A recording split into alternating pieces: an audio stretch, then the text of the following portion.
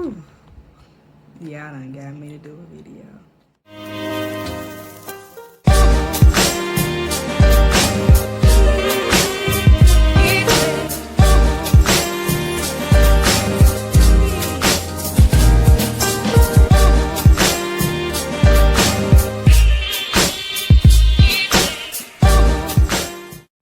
Hey guys, it is Monique with Meals and Mouths, and thank you. Chad got me to do a video, so thank you for watching. For those who don't know, I am Monique. I am the Melanin Foodie Travel Agent, as I call myself. I am a travel agent as well as a food and travel blogger. And I am here to talk about travel in the midst of coronavirus, travel post-coronavirus, and what that could look like. Let me preface this video by saying, this is my opinion, okay? My opinion, all right? I am not part of the CDC, the WHO. I'm not a scientist. I'm not a doctor. I am about what I personally think travel is going to look like post-coronavirus. And in my personal opinion, sit down.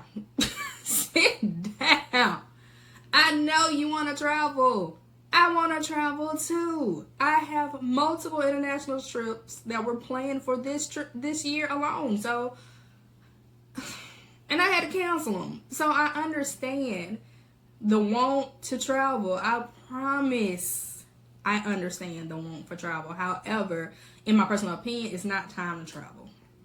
It's not time. We still have a lot of unknowns going on. For those who think that this is a hoax and that the government's trying to control us, and if you believe that, go on out there. Go on out there. Yes, I'm from the South, so it's a good twang in there, honey. It's a good twang in there. Work through it. If you believe all that, then go ahead and travel. But I don't think you should travel right now. That is just my personal opinion. It's my personal opinion based off the fact that, one, travel's not going to look the same. It's not going to look the same. You have a lot of countries that are reopening, and that is true. There are a lot of countries that are reopening. However, you need to check the government's website. And a lot of people are not doing it. They're not checking the government's website. They're going off Facebook articles that seem to be the way of the world now. Facebook is the end-all be-all for real news, and check the government websites. That's all I can tell you. Check the government websites. Not only check the government websites for the United States, but you're going to check the government websites for the actual country that you're traveling to, if you decide to travel out of the U.S. Now, if you decide to stay domestic. And I say that because although a lot of countries are opening and a lot of people are like, oh, well, this place is opening, this place is opening, and I can travel again, there's a lot of states within the United States who are making people who travel in their state quarantine for 14 days.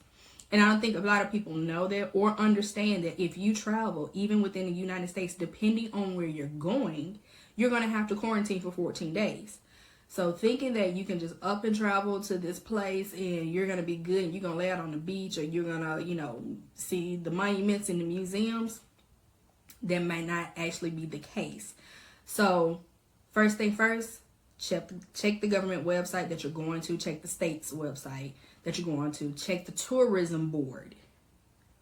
If you're going to an island or Mexico, Central America, South America, wherever you're going, check the websites to get the most accurate information. Also, airlines are starting to require everyone, including the pilot, the flight attendants, the workers, you to wear a mask. There's no way to get around this. I know some people don't feel comfortable wearing masks. Some people say, I'm not going to do this, I'm not going to do that. You're not going to be flying either. If you decide that you're not going to wear a mask, you're not going to be flying. Because now they're making it mandatory on most flights. Most major airlines are making it mandatory. As a travel agent, I get daily updates, daily emails upon emails from resorts, from airlines, from tour operators on what's going on. and what the phases look like. So I want to make sure that you know that if you plan to travel anywhere, what do I have to do to get there? Some people are making, for example, St. Lucia is making you get tested for COVID-19 48 hours prior to your arrival. And you're going to have to bring the documentation with you. And you're going to be subjected to temp checks. Now, they are doing this at some airports here in the United States, checking your temp within the United States. But you're going to be subjected to that upon arrival at almost everywhere, to be honest. Everywhere you're going to go, they're gonna test you in some way, whether it be blood tests like Emirates is doing prior to boarding the plane, COVID-19 tests, rapid tests, that's a thing, and temp checks. That's something that you're going to be subjected to if you decide to travel outside of the U.S. Now, inside of the U.S., like I said, you're going to have to check each state. So if you decide to go to Maine, you're going to be quarantined. You decide to go to Hawaii, you're going to be quarantined. Decide to go to Vermont, quarantine. Anyway, you got to check the websites. That's just going to be that on that. Also, you want to check the website so that you, when I say websites, I'm talking about the state website, the government website, the tourism board websites. I'm saying it because some people have laid out their plan. Some people in some countries have said you can only stay at certain hotels, and the hotels that you stay at, they have to have a certificate of reopening, meaning they have been approved by the government to reopen. And if you decide to not stay at those hotels, you will be subjected to a 14-day quarantine, although it may not be mandatory for the hotels that have this reopening certificate. So that's something that you really need to check into. Some of the monuments, museums, tourist attractions, tour operators, boats, yachts, adventure travel. A lot of that stuff hasn't reopened yet. So you have to check their websites. There's a lot going into planning. It's not going to be how it normally is. You can go and you can look up where you're going to go and say, I'm going to get on this plane and I'm going to stay at this hotel and I'm going to take this tour and I'm going to zip line here and I'm going to do that's not happening right now. Literally, you have to check everybody's website before you go, because each thing that you want to do probably has some type of restriction. Also, restaurants, shops, theater. Some of these places are not even open, or they're open at a certain capacity, or they have delayed their showings or pushed back into another phase. Just like here in America, some of the states have phases of reopening. Some of the islands, some of the countries have phases of reopening. Now, like I said before, a lot of people are running to Facebook as their source of information. There's been these articles floating around that the UK, Europe as a whole is opening, Italy, Greece, everybody opening. Read the article. Read the actual article. Don't look at the headline. Read the actual article where it tells you, yes, they're opening. However, they're opening internally. So that means if you're in Europe, you can travel throughout the borders. Even that has restrictions for those people who actually live in multiple countries, states in Europe. They're not opening quite yet to international travelers. And it's been said June 15th is when certain countries are going to start to allow international travelers to fly in.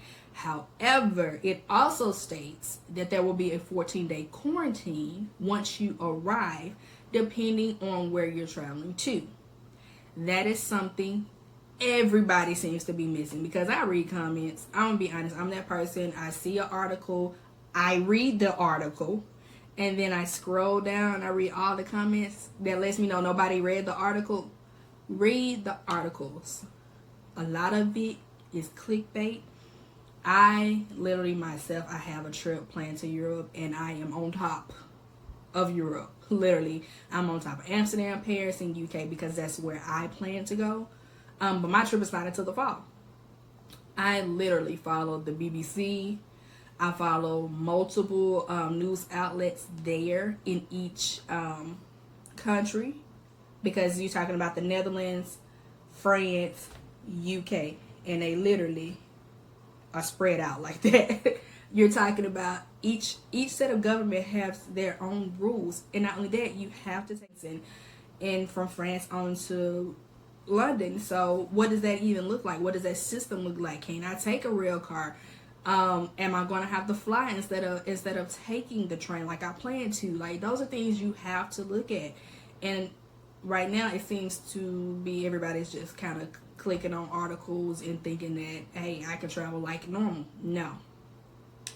A lot of the monuments over in Europe have not opened. A lot of the theaters have not opened. A lot of the biggest tour attractions like Palace of Versailles is still closed. It has not set a reopening date. Those are things that you need to know. And so I'm not discouraging you from traveling. However, I'm saying be informed before you decide to travel. If you are so gung-ho to travel during the summer, make sure you know what you're getting yourself into. Make sure you're even going to be accepted into the country. First thing first, are they allowing people from where I'm from to travel into their country? 2, are there guidelines? Do I have to get tested for COVID-19 prior to arrival? Do I have to get the antibody test? Do I have to have an immunity passport? What do I have to do in order to get into this country? Now, what do I have to do in order to get back to my country? Do I have to be tested? Do I have to do the STEP program where I have to let the U.S. Embassy know that I'm going to this country? What do I have to do to get back into my country after vacation? Once I'm there, do I have to stay at certain hotels? Do I have to use certain transportation methods? These are things that you need to know before you decide to travel. Now, like I said before, these are my opinions. These are my thoughts. I have my own clients. My clients are informed on how I feel about it, but it's ultimately their decision. Not only that, I'm going to leave you with this. If you decide to travel, get travel insurance. Travel insurance does not cover pandemics. Let me put that out there. A pandemic is not covered under travel insurance. However, it is a CYA for you. If you need medical attention, if you have to cancel your trip, if you lose your luggage, any of that is covered in a good travel insurance, which will be a whole nother video that I'm going to do. But check the government website, check the guidelines, check the tourism board, check to see if you have to be tested. Get travel insurance. Know what you need to know to get back into your country. That's what I'm going to leave you with. Thank you for watching. If you are not following me, follow me on Instagram, on Facebook, and wherever I decide to post this video.